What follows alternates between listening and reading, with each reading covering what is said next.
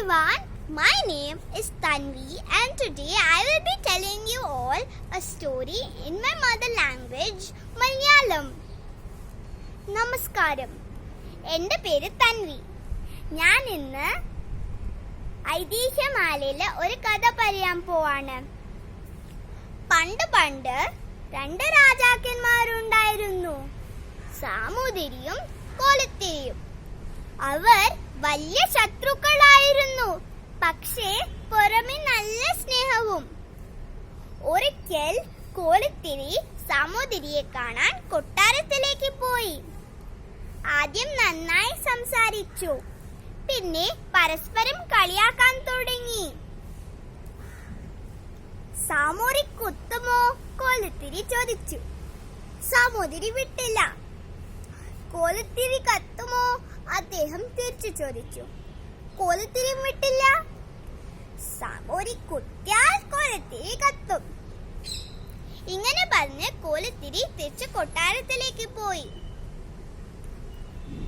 കുറച്ചു ദിവസം കഴിഞ്ഞ് കോലത്തിരി സാമൂതിരിക്ക് ഒരു സമ്മാനം കൊടുത്തയച്ചു. നല്ല ഭംഗിയുള്ള ഒരു പെട്ടി. സാമൂതിരിക്ക് ഒരു സംശയം തോന്നി. ഈ പെട്ടി കുറച്ചു നേരം വെള്ളത്തിൽ മുക്കിക്കൊണ്ടുവരൂ. സാമൂതിരി ഭൃത്യന്മാരോട് പറഞ്ഞു. ഭൃത്യന്മാർ പെട്ടിയെടുത്ത് കുറച്ചു നേരം വെള്ളത്തിൽ മുക്കിക്കൊണ്ടുവരുന്നു. പതുക്കെ തുറന്നു നോക്കുമ്പോ അതിൽ നിറയെ വെടിമരുന്ന്.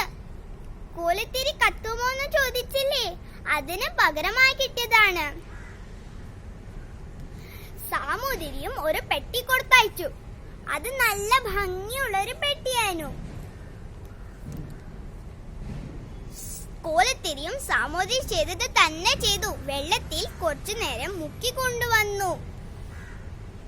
തുറന്നു നോക്കുമ്പോ അതിൽ നിറച്ചും തേനീച്ച.